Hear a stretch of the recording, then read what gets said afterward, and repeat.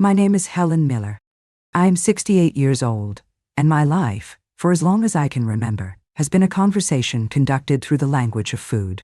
For 40 years, I was a nurse, a profession that teaches you, in the most brutal and intimate of ways, the true meaning of nourishment.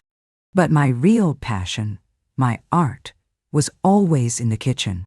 My world was one of flour-dusted countertops, of the slow, patient magic of rising bread, of the deep, soulful aroma of a simmering stew that could warm not just the body, but the heart. I believed, with a faith that was almost biblical, that a family table is a sacred space. To feed someone is to love them. And the weekly family dinner was not just a meal, it was a ritual, a sacrament. The one time of the week where the scattered, chaotic threads of a family's life could be gathered and woven back together into a single, warm, and beautiful tapestry. My late husband, John, was a man who understood this. He was a fireman, a man of simple tastes and a deep, quiet love. Our life together was a small, warm, and deeply satisfying thing, lived in a modest but comfortable house with a garden that was my second kitchen. We were not rich in money, but we were billionaires in the currency of shared meals and quiet contentment. We raised our son, David, at that table. I taught him to love my beef, stroganoff, my apple pie, the comforting, unconditional love that could be found in a perfectly roasted chicken. My great sacrifice, the long, slow, and almost total transference of my life's assets into his, began when he announced his engagement to Vanessa. Vanessa is a woman who was sculpted from a different, and much colder, kind of clay. She comes from a family of quiet, old money, a world of country clubs, of inherited privilege, of a brittle, polished perfection that I have never understood.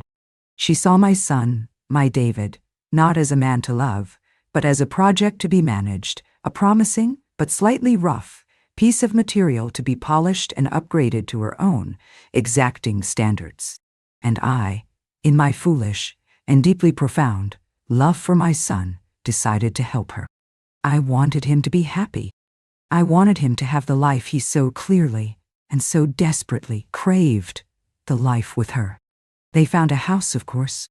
Not a small, sturdy brick house like the one I had, but a magnificent, sprawling, and breathtakingly expensive new construction in her family's exclusive gated community. The down payment was a figure so large it made my head spin. They did not have it. And so I made them an offer. The ultimate offer. I sold my house. The house where I had raised my son, the house where John and I had built a life, the house that was the sum total of our 40 years of hard work and careful saving. I took the proceeds, a substantial sum, and I gave it to them. Not as a loan, as a gift. The foundation for their new, and much grander, life. My lawyer, a sensible and cautious man, had protested. "Helen," he'd said, his voice full of a gentle concern, "this is your entire nest egg, your security. To give it away like this, it's unwise." But even in my foolishness, a part of me, the pragmatic, careful nurse, must have listened. I did not want to insult my son by making it a formal loan. But I needed something, a record, a small, almost invisible piece of security in the foundation of this grand new life I was building for them. And so we drew up a document. It was not a mortgage. It was a simple, one-page agreement. It stated in clear, simple language that my contribution to the down payment represented a 40% equity stake in the property. It was a silent, non-interest-bearing stake, but it was there. A quiet, legal, and officially recorded fact. David and Vanessa, in their rush to get their hands on the money, had signed it without a second glance, dismissing it as a fussy, legal formality to appease a sentimental old woman. I, in turn, moved into a small, one-bedroom rental apartment in a senior living community across town. My world, once a bustling, fragrant kitchen, became a small, quiet, and lonely space. But I had the dinners, the weekly, sacred, Sunday night dinners. It was the one, non-negotiable part of our new arrangement. Every Sunday I would cook all day in my small, inadequate kitchen, packing up my famous pot roast, my creamy mashed potatoes, my pies, and I would drive them to the magnificent and sterile house I had paid for. And for a few precious hours, we would be a family again. It was the one, last, and increasingly fragile thread that connected me to my own and my son's life. The slow, creeping, and deeply painful erosion of my place at that table was a masterclass in the art of the subtle, social freeze-out, a campaign orchestrated with a quiet and chilling precision by my daughter-in-law, Vanessa. It began with the guest list. My sacred Sunday night family dinners, which had once been just for the 3 of us, and then for the 5 of us after my grandchildren were born, began to change. Vanessa started inviting her own family. Her parents, a cold, imposing couple who looked at me with a kind of polite anthropological curiosity, as if I were a strange and slightly distasteful specimen from a lower social order. Her sister, her cousins. My small, intimate family dinner was slowly and systematically being colonized. I was no longer the hostess. I was the caterer. Then came the edits to my food. My food. The one last and most precious contribution I had left to give. Vanessa, who had the culinary skills of a laboratory technician, began to suggest changes. "Could you make the mashed potatoes with skim milk next time, Helen? My mother is watching her cholesterol. The pot roast is lovely, of course, but a bit heavy, don't you think? Perhaps a simple grilled salmon next time?" She was not just criticizing my cooking. She was trying to rewrite my family's history, one recipe at a time. David, my son, my boy who had been raised on my stroganoff, was a silent and therefore complicit traitor in this culinary war. He would sit at the head of his new, magnificent, and very long dining table, and he would agree with her. "A wonderful idea, darling," he would say. "A lighter touch would be lovely, Mom." He was a man so desperate to please his new, wealthy, and powerful wife that he was willing to deny the very tastes that had formed him. The final and most brutal act of my own, slow and public, eviction from my own family was scheduled for the most sacred day on my personal culinary calendar, Thanksgiving. Thanksgiving was my masterpiece. It was a symphony of flavors, of memories, of a tradition that stretched back through my own family for generations. The brining of the turkey, the making of the cranberry sauce from scratch, the 3 different kinds of pie. It was a 2-day marathon of love, and it was the one single day of the year that I felt, truly and completely, like the matriarch of my family again. I had been preparing for a week. I had bought the best, free-range organic turkey. I had gathered the ingredients for my famous sausage and apple stuffing. My small apartment was filled with the warm, hopeful, and deeply nostalgic sense of cinnamon, of sage, of a love that I still foolishly believed was a shared one. The phone call came on Thanksgiving morning. I was in my kitchen, my hands covered in flour, a perfect, flaky pie crust resting on the counter. It was David. "Mom," he said, and his voice was a strange and unfamiliar mixture of guilt and of a deep and profound relief. "Bad news. We have to cancel dinner." "Cancel?" I repeated, the word a foreign and nonsensical sound. "What do you mean, cancel?" "It's Thanksgiving." "I know," he said, with a sigh that was a masterpiece of feigned regret. "But Vanessa's parents, they've just called. Her father has come down with a terrible sudden flu. They can't possibly make it. And Vanessa is so upset, she doesn't feel up to celebrating. We're just going to order a pizza. I'm so sorry, Mom. We'll make it up to you, I promise." A sick, cold, and deeply familiar feeling began to creep into my heart. The story was too neat, the details too vague, the relief in his voice too palpable. It was a lie, a clumsy and deeply insulting lie. "I understand, dear," I said, my voice a quiet and hollow thing. I hope he feels better." I hung up the phone, and I stood in my small, silent kitchen, surrounded by the beautiful and now utterly pointless evidence of my own profound and deeply foolish. Love. The turkey sat in its brine. The pie crusts waited to be filled. The air was thick with the scent of a Thanksgiving that was not going to happen.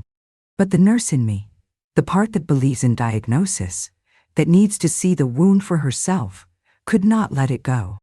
And the mother in me, the part that still, pathetically, wanted to believe in her own son, needed to give him one last chance to tell the truth. I did not call back. I did not argue. I simply and quietly continued my work. I baked one of my pies, a perfect, beautiful, and deeply symbolic pumpkin pie. And that evening, as the sun began to set, I placed it in a basket. I would drive to their house, I told myself. I would not stay. I would simply leave the pie on their doorstep. A small, silent, and loving gesture. A final offering. I drove through the quiet, darkening streets. When I arrived at their gated community, I did not have to use the call box. I still had the gate opener from when I had been a more frequent and more welcome visitor. I drove up the long, curving driveway of their magnificent and very dark house. The house was, as David had said, quiet. There were no cars in the driveway, other than their own. But as I got out of my car, holding the still warm pie, I smelled it. A faint, but unmistakable, scent on the cold November air. The smell of roasting turkey. My heart began to hammer against my ribs. I did not go to the front door. I walked, my feet silent on the soft, wet grass, around to the back of the house. The kitchen, at the back, was dark. But the dining room, the grand, formal dining room, was a blaze of warm, golden, and deeply, deeply welcoming light. And through the large, uncurtained picture window, I saw them. They were all there. David. Vanessa. Her parents, her father looking remarkably and robustly healthy. Her sister, her brother-in-law, my grandchildren. They were all seated around the long, beautiful, and candlelit dining table. In the center of the table was a massive, golden brown, and perfectly roasted turkey. They were laughing. They were raising their wine glasses in a toast. They were having Thanksgiving. My Thanksgiving. Without me. They had not just canceled on me. They had replaced me. They had taken my sacred family ritual, and they had surgically, and with a breathtaking and almost artistic cruelty, excised me from it. I stood there, in the cold, dark, and damp garden, a ghost at my own family's feast. I looked at my son's smiling, laughing, and utterly and completely alien face, and the last, lingering and foolishly hopeful, ember of my love for him, the love that had survived 1,000 small betrayals, 1,000 quiet humiliations, finally and completely, went cold. I did not knock on the window. I did not cause a scene. I did not let them see my tears. I simply and quietly placed the pumpkin pie, my final, and now deeply ironic, offering, on the back doorstep. And I turned, and I walked, with the quiet, steady, and unshakable dignity of a woman who had just been given a terrible and deeply clarifying gift, back to my car, and out of their lives. The dinner was over. The diagnosis was complete. And the treatment, I decided, was about to begin.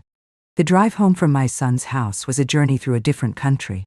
The familiar, tree-lined streets of my own town seemed foreign, the houses of my neighbors like the homes of strangers. I was a refugee, a woman without a country, a matriarch without a tribe. The warm, fragrant pumpkin pie I had left on their doorstep had not been an offering of love. I saw that now. It was a funeral wreath, laid at the grave of the family I had once believed was mine. I did not cry. The shock, the humiliation, the profound and absolute coldness of their betrayal had cauterized the wound. There were no tears left. There was only a quiet and deeply, deeply cold clarity. The mother, the loving, endlessly forgiving, and deeply foolish woman who had baked that pie, had died in their dark and beautifully landscaped backyard. And in her place, a new woman was born. A woman I did not know. She was not a mother. She was not a victim. She was a major, and now deeply aggrieved, shareholder in a failing enterprise. And she was about to call in her marker. My mind, the mind of a nurse who had been trained to assess a situation, to diagnose a disease, and to implement a treatment plan, began to work. For years, I had been treating the symptoms of my son's and his wife's disease, their greed, their selfishness, their emotional cruelty, with the palliative care of my own endless sacrifice. It had been a catastrophic failure. The disease had not been cured. It had metastasized, and it had, last night, finally and fatally attacked its host. The time for palliative care was over. The time for radical and invasive surgery had arrived. My secret weapon was not a sudden, brilliant idea. It was a memory. A quiet, dusty, and almost forgotten memory of a meeting in a lawyer's office 5 years ago. I remembered the sensible and cautious face of my lawyer, Mr. Abernathy. I remembered his gentle and ultimately unheeded warnings. And I remembered the document, the agreement of equity contribution. It was a document born not of suspicion, but of a lifetime of a nurse's ingrained and deeply practical caution. A nurse always gets a second opinion. A nurse always documents the procedure. And I, in the single, most important, financial transaction of my life, had, almost unconsciously, followed my training. I had the original copy, of course. It was in my safe deposit box at the bank, along with my own, now almost empty, savings account passbook. I spent the next day, the day after my non-Thanksgiving, in a state of quiet and deeply focused research. I did not go to the library. I went to the internet. And I, who had never been particularly interested in the law, became a student. I read about property law, about equity partnerships, about the legal definition of a repayable, non-interest-bearing equity stake.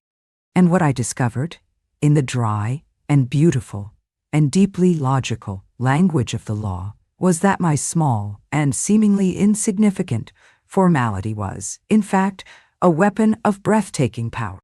It was a quiet, legal, and utterly binding contract.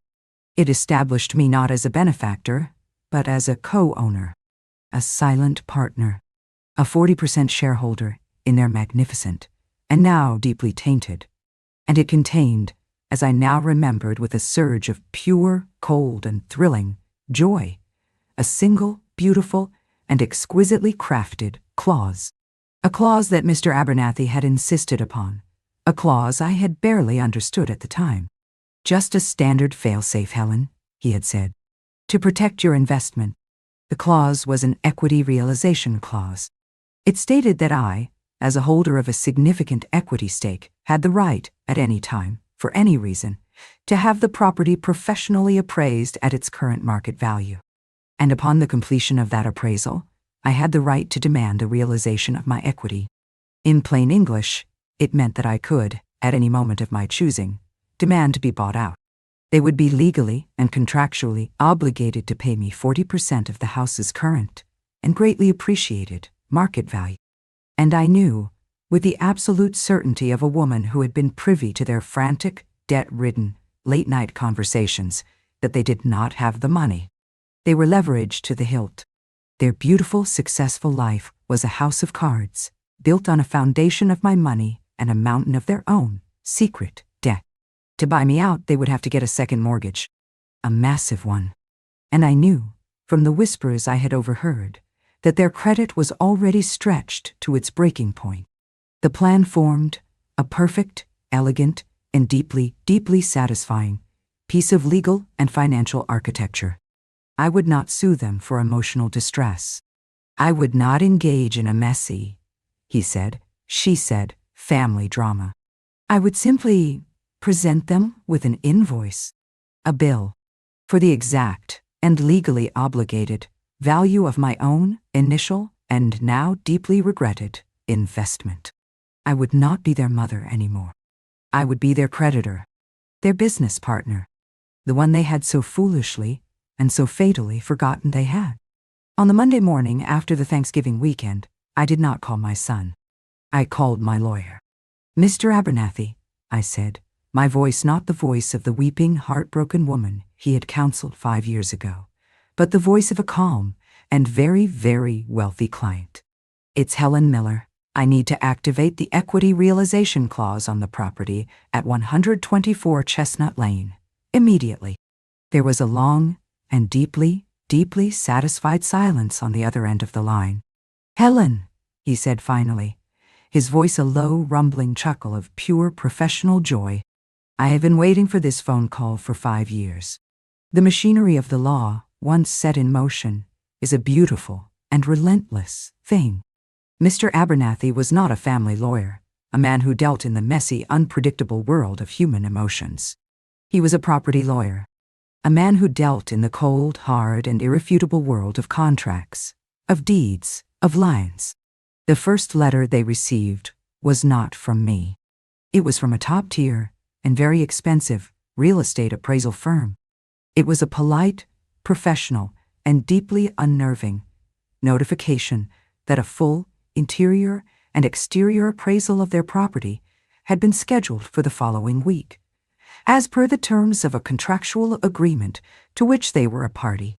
The phone call from David came that evening. He was not angry. He was confused. A confusion laced with the first, faint, and deeply unfamiliar scent of fear. "Mom," he said, "we got this weird letter about an appraisal. Do you know anything about this?" "Yes, dear," I said, my voice a calm and pleasant sea of innocence. "I believe it has to do with that old equity agreement we all signed. My lawyer says it's just a standard 5-year review, a formality, nothing to worry about." "Oh," he said, the relief in his own voice palpable. "Okay, well, as long as it's just paperwork, dear," I said. The second letter arrived a week after the appraisal. It was from Mr. Abernathy's office. It was a thick, heavy, and deeply intimidating envelope.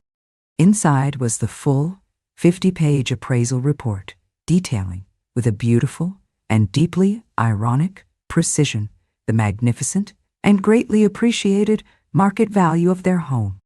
And with it, a second document, a simple, 1-page letter. It was not a request. It was a demand. A formal legal demand for the immediate payment of my 40% equity stake. The number was breathtaking. It was a sum so large, so solid, so utterly and completely beyond their means that it was, in effect, a financial death sentence.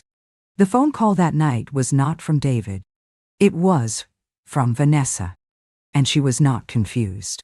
She was screaming, a high-pitched, raw, and deeply satisfying shriek of pure cornered animal rage. You did this," she screamed, her voice a torrent of abuse. "You old, manipulative, and evil witch! This is a trick. You're trying to ruin us."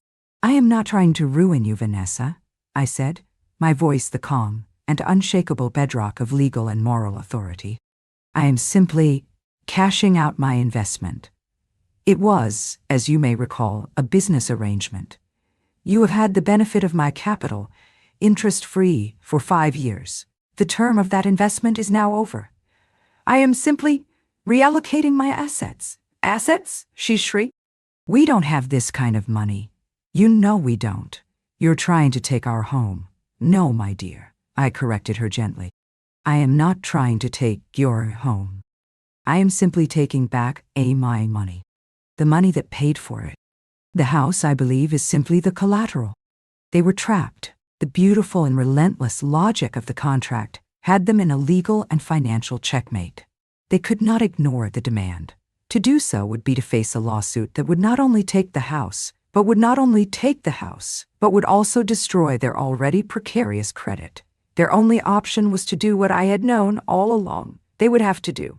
They had to sell. They had to sell. They had to sell their beautiful. They had to sell the stage upon which they had performed their lives of effortless and entirely fraudulent success. The final and most beautiful irony was this: I was not forcing them to leave. The contract The law, and their own, spectacular and deeply ingrained financial irresponsibility, was doing it for me. I did not have to be the villain of their story. I was simply the beneficiary of their own, self-inflicted and long overdue, collapse. The weeks that followed were a masterclass in the slow, agonizing, and deeply satisfying process of a financial implosion. The for sale sign that was hammered into the pristine, manicured lawn of their Kalb house was a beautiful and very public tombstone for the life they had tried to build. They did not, of course, go quietly.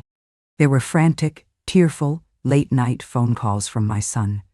A pathetic, cyclical performance of apology, of blame, of a desperate and deeply offensive attempt to re-establish the old familiar dynamic of the needy child and the all-giving mother. "I don't understand how you can do this to us, Mom," he would weep into the phone. "To your own family, to your grandchildren." "This is not something I am doing, chez you, David," I would reply, my voice the calm, patient, and utterly unshakable voice of a nurse explaining a difficult but necessary medical procedure. "This is the logical and inevitable consequence of your own actions. This is a debt, and a debt must be paid. It is the simplest and the oldest story in the world." Vanessa, on the other hand, chose a different strategy. She launched a quiet but vicious social media campaign against me. There were cryptic, sorrowful posts about the sudden and unexpected challenges their family was facing. There were pictures of her looking pale and brave and tragic, with hashtags like #FamilyFirst and #Unbreakable. She was, in her final desperate act, trying to win the narrative, to paint herself as the victim of a cruel and inexplicably heartless mother-in-law. Yet it did not work. The world they had tried so hard to impress, the world of wealthy and deeply cynical suburbanites, was not interested in a story of victimhood. They were interested in the much juicier and much more satisfying story of a spectacular and deeply deserved fall from grace. The story of the beautiful, arrogant couple who had been brought down by the quiet and unexpectedly shrewd old nurse they had so foolishly and so publicly disdained. The house sold quickly. It was a beautiful house in a desirable neighborhood, and the final and most exquisite irony was that the sale price was even higher than the appraisal value.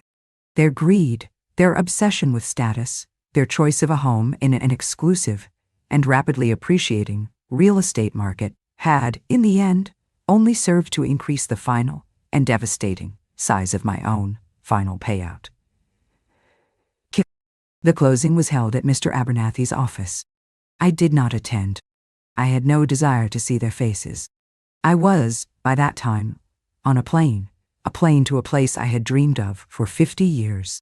I was told later, by my lawyer, that the scene was one of a quiet and deeply satisfying desolation. The checks were cut. The first and largest check was a wire transfer to my own, new and very private bank account. It was the full and legally adjudicated 40% of the net proceeds. The second, smaller check was handed to my son and his wife. It was what was left. It was enough, perhaps, to rent a small and distinctly unfashionable apartment in a distant and much less desirable part of the country. Their beautiful, perfect, and utterly fraudulent story had ended. They were left with nothing but the ashes of the life they had tried to build on my back. My old life ended that day, in the cold, sterile, and deeply satisfying confines of a lawyer's office. My new life began the next morning, with the scent of fresh basil and the warm and deeply promising Tuscan sun. I did not go to a resort. I did not go to a hotel. I rented a small, beautiful, and very old farmhouse in the hills outside of Florence.